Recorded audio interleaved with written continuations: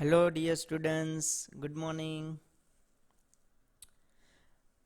In this lecture we are starting the thallus organizations of algae. In earlier lecture we are learned about general characteristics of algae, and their lecture we are studied different types of the habits occurrence, right?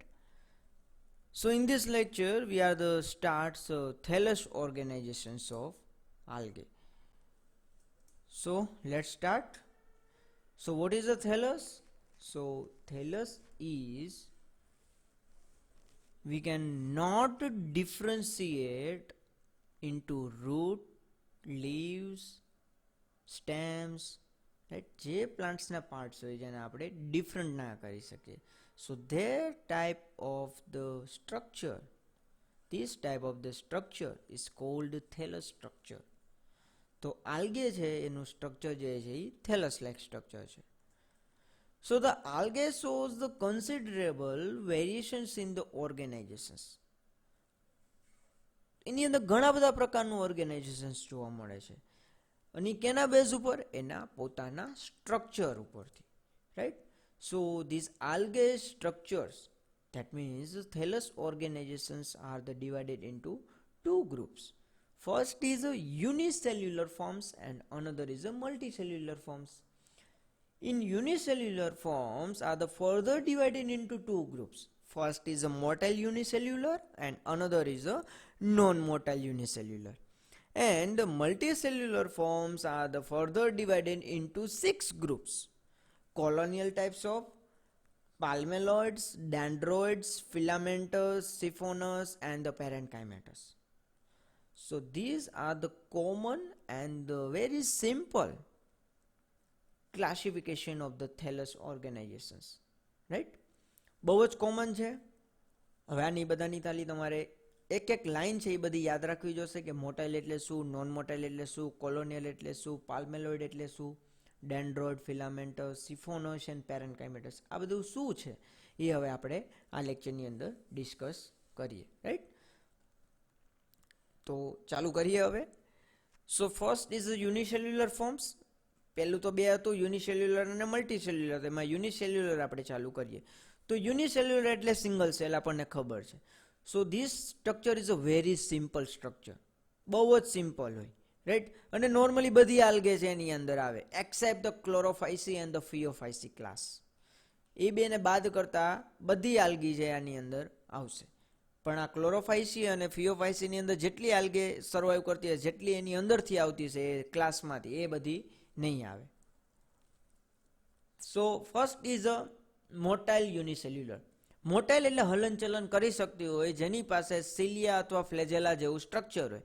મોટો લોકોમોશન્સ માટેના એવા એની પાસે organs હોય, right? This type of algae is this type of the thallus is a motile unicellular thallus, and they process the flagella for the locomotions. આવી ગયું? એની અંદર ફ્લેજેલા હોય છે. ફ્લેજેલા છે એટલે એક જગ્યાએથી બીજી જગ્યાએ હલનચલન કરી શકે. એનું એક્ઝામ્પલ છે ક્લેમાઇડોમોનાસ. જ્યાં પેલી ઇમેજમાં તમે ઉપરની બાજુ બે વાળ જેવી હેર લાઇક સ્ટ્રક્ચર જોઈ શકો છો. This called flagella, right? અને આ ફ્લેજેલા જેને લોકોમોશન માટે હેલ્પફુલ થાય છે. Another is a non motile unicellular. Non motile એટલે હલનચલન ના કરી શકે, ફ્લેજેલા જેવું કોઈ સ્ટ્રક્ચર ના હોય, right? So they do not process of flagella, એના જેવું સ્ટ્રક્ચર ના હોય. તો એ બધી આલ્ગેના જે થેલસ સ્ટ્રક્ચર છે એ કેવા કહેવાય? Non motile યુનિસેલ્યુલર. અને એનો એક્ઝામ્પલ છે ડાયટમ્સ. ક્લિયર? હવે એના પછી બીજું જે ટાઈપ હતો એ તો multicellular. So multicellular is some complex type of structure. એક કરતાં વધારે સેલનું બનેલું છે, right? So the multicellular algae shows the considerably range in the organisations. એના ઘણા બધા સ્ટ્રક્ચર છે. સો એમાંથી પેલું જે સ્ટ્રક્ચર છે કોલોનિયલ. Colony, right? કોલોની જેવું સ્ટ્રક્ચર હોય. So they are found in the form the group of the colony. Example is a volvox. Another is a palmelloids. So here the vegetative cell of the alga. Get surrounded by the mucilaginous matrix. જે vegetative cell હશે right આલ્ગેની અંદર એની આજુબાજુ mucilaginous matrix આવેલું હશે. Example is the Tetraspora right. Third is a dendroid. તો આ પેલું વોલ્વોક્સની વાત કરી આપણે, એના પછી ટેટ્રાસ્પોરા જોયું બરાબર. તો આ જે સ્ટ્રક્ચર છે ને વેજીટેટિવ સેલ હોય ને આજુબાજુ મ્યુસિલેજ હોય. મ્યુસિલેજ એક પ્રકારનું ચિકાસ પડતું એવું દ્રવ્ય હોય છે રાઈટ, તત્વ હોય છે. દ્રવ્ય કહેવાય, તત્વ ના કહેવાય, દ્રવ્ય હોય છે રાઈટ. એટલે મ્યુસિલેજિનસ મેટ્રિક્સ છે એ આવેલું હોય છે. Then the dendroid. So the colony appears like the microscopic tree જેવું માઇક્રોસ્કોપિક ટ્રીઝ જેવા સ્ટ્રક્ચર દેખાતા હોય. And there is a secretion of the mucilage. એની અંદર મ્યુસિલેજ કેવિટી આવેલી હોય છે અને મ્યુસિલેજ કેવિટી છે એમાંથી મ્યુસિલેજ છે એ રિલીઝ થતું હોય છે. અને આ પ્રકારનું જે મ્યુસિલેજ છે એ રિલીઝ પાછો ક્યાં થાય? પોલાર એન્ડ, એટલે એની ઉપરનો જે એન્ડ પોર્શન હોય છે રાઈટ, છેડો કહીને આપણે એવી જગ્યાએથી રિલીઝ થતું હોય છે. અને એનું એક્ઝામ્પલ છે Chrysidiastrum. What is the example name? Chrysidiastrum. તમે એને સંધિ છૂટી વાળીને બોલશો તો ઇઝીલી તમે યાદ રાખી શકશો. તો 3 ટાઈપ પૂરા. કયું કયું છે? Colonial, palmelloid and dendroid. Colony એટલે કોલોની જેવું દેખાતું હોય, એમાં વોલ્વોક્સ આવશે. વોલ્વોક્સનું જે સ્ટ્રક્ચર છે એ કોલોનીમાં હશે. પાલ્મેલોઇડ એટલે એની સરાઉન્ડ જે વેજીટેટિવ સેલ હશે એની આજુબાજુ મ્યુસિલેજિનસ મેટ્રિક્સ આવેલું હોય છે.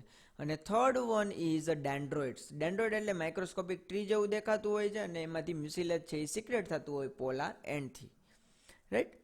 સો then fourth is a filamentous. Filament chain હોય, ચેન એના સ્વરૂપમાં દેખાતું હોય, ચેન જેવું હોય. સો ધીસ ટાઈપ ઓફ algae forms a filament like the structures, and the filament are the branched or the unbranched. Here further 2 types. First is a branched and another is a unbranched. તો યુલોથ્રિક્સ છે એ અનબ્રાન્ચેડ નો એક્ઝામ્પલ છે અને Ectocarpus અને કોલિયોકેટી એ છે એ બ્રાન્ચેડ નું example છે. અને ઘણા બધા આને કોલિયોચેટી પણ વાંચતા હોય છે રાઈટ. આમાં જે લાસ્ટ એક્ઝામ્પલ છે આપણું કોલિયોકેટી અને કોલિયોચેટી રાઈટ, એને કોઈ પણ રીતના વાંચી શકાય છે. Fifth is siphonous. So an aseptate, and aseptate that means septa like structure are the absent. હવે કોઈ પણ સેલ હોય રાઈટ, માની લ્યો આ સેલ છે અને આ સેલને અલગ કરવા માટે વચ્ચે એક દિવાલ જેવી રચના હોય. સો this layer is called septa. અને શું કહેવાય? સેપ્ટા. અને આ ટાઈપનું કોઈ સ્ટ્રક્ચર છે એ ના હોય, is called aseptate right. Multinucleate conditions of the filament or the thallus constituents the tubular structure. Tubular that means the tube like structure છે એ આપણે આમાં જોઈ શકીએ છીએ રાઈટ. હવે આનું એક્ઝામ્પલ આપણે અનબ્રાન્ચેડનું પહેલા જોઈએ, યુલોથ્રિક્સ. જો આમાં કોઈ જગ્યાએ બ્રાન્ચ દેખાય છે નથી રાઈટ, સિંગલ હોલ્ડ ફાસ્ટની સાથે છે. જો આને હોલ્ડ ફાસ્ટ કહેવાય, ધીસ કોલ્ડ હોલ્ડ ફાસ્ટ. અને આ આખી આલ્ગી છે આ સબસ્ટ્રેટમ સાથે જોડાયેલી હોય છે right. Another example is Ectocarpus and the Coleochaete. તેમાંથી એક્ટોકાર્પસનું એક્ઝામ્પલ છે મેં અહીંયા મૂકેલું છે, તમે સારી રીતના જોઈ શકો છો. ધીસ સ્ટ્રક્ચર ઇઝ બ્રાન્ચેડ સ્ટ્રક્ચર, કારણ કે આ એનું મેન ટ્રંક હોય રાઈટ. તો આમાંથી અલગ અલગ નાની નાની બ્રાન્ચ છે એ નીકળે છે, એટલા માટે બ્રાન્ચેડ કીધું છે. એના પછી એસેપ્ટેડ કીધું છે. મલ્ટીન્યુક્લિયેટ કન્ડિશનમાં ફિલામેન્ટ જેવું સ્ટ્રક્ચર છે પાછું, એટલે એને સિફોનિયસ કીધું છે. તો આ જે વાઉચરિયાનું હોલ્ડ ફાસ્ટ છે નીચેની બાજુ જે તમે જોવો છો એને આપણે રાઇઝોટ તરીકે પણ ઓળખવામાં આવે છે આની અંદર. અને આનું જે સ્ટ્રક્ચર છે ફિલામેન્ટ જેવું છે, એટલે આ ફિલામેન્ટ જેવું સ્ટ્રક્ચર થઈ ગયું. પણ એની અંદર કઈ જગ્યાએ સેપ્ટા તમને જોવા મળશે ને. જો સેપ્ટા હોય તો આ જગ્યાએ તમને સેપ્ટા જોવા મળતા હોય. જો આ રીતના કોઈ પણ રીતના આ રીતના સેપ્ટા છે એવું સ્ટ્રક્ચર તમને દેખાય, પણ એવું કોઈ સ્ટ્રક્ચર આની અંદર છે નહીં, એટલા માટે એને એસેપ્ટેડ કીધું છે right. Parenchymatous. This type of algae shows a different shape like of the angiospermic plant.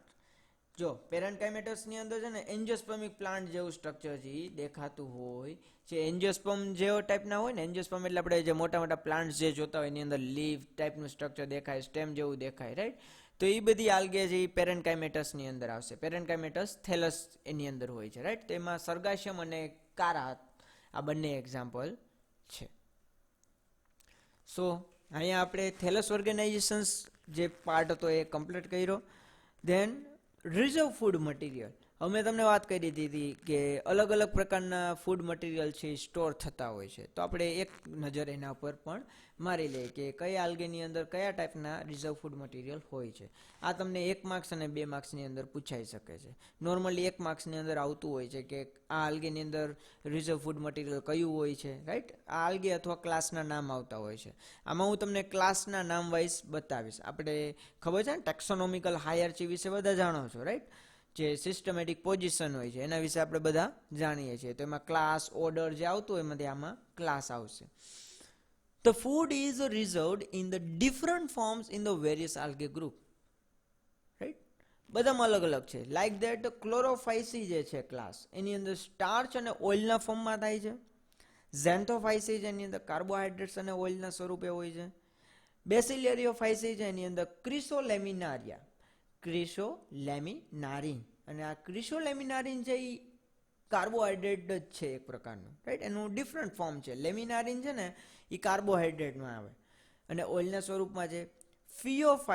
ફિયોફાઇસીમાં પણ લેમિનારિન સ્વરૂપે થાય છે. મેનિટોલ છે, મેનિટોલ એક પ્રકારનું આલ્કોહોલની અંદર આવે. ઓઇલ છે, રાઈટ. લેમિનારિન એટલે કાર્બોહાઈડ્રેટ, એ આપણે આગળ જોયું. રોડોફાઇસીની અંદર ફ્લોરિડિયન સ્ટાર્ચના સ્વરૂપમાં થાય છે. અને સાઇનોફાઇસીની અંદર સાઇનોફાઇસિયન સ્ટાર્ચ એટલે કે ગ્લાયકોજન્સ અને પ્રોટીન્સના સ્વરૂપમાં થાય છે. તો different types of class in the different types of the reserve food materials. બધાની અંદર ફોર્મ છે એ અલગ અલગ છે. હવે આના પછી જે છે આપણે સિસ્ટમેટિકલ હાયરચીની જે વાત કરતા હતા, તો સ્પેસિફિક છે એ બધાના ક્લાસિફિકેશન જે ડિફરન્ટ હોય છે. અત્યારે આપણે જે વાત કરી જનરલ કેરેક્ટરિસ્ટિક્સની વાત કરી, અહીંયા આપણું જનરલ કેરેક્ટરિસ્ટિક્સ ઓફ આલ્ગે નામનું જે ચેપ્ટર હતું એ કમ્પ્લીટ થાય છે, રાઈટ. તો આના પછીના લેક્ચરમાં આપણે એક સાયન્ટિસ્ટ છે સ્મિથ કરીને, એ સ્મિથ ભાઈએ આલ્ગેનું ક્લાસિફિકેશન આપેલું છે. હવે તમે 11-12ની અંદર નામ સાંભળેલું છે બેન્થામ અને હુકર. બેન્થામ અને હુકર ભાઈ જે છે એને એન્જિયોસ્પર્મિક પ્લાન્ટ્સનું ક્લાસિફિકેશન આપેલું છે. એટલે આપણે જે અત્યારે મોટા પ્લાન્ટ્સ જે જોઈએ છે એનું. તો એવી રીતના જે આ લોઅર પ્લાન્ટ્સ છે, લોઅર પ્લાન્ટ્સની અંદર આલ્ગે આવે, ફંજાઈ આવે ને બ્રાયોફાઇટ્સ આવે, રાઈટ. તો આ 3 જે છે એમાંથી આ જે આલ્ગેનું પર્ટિક્યુલર જે ક્લાસિફિકેશન છે એ સ્મિથભાઈ આપેલું છે.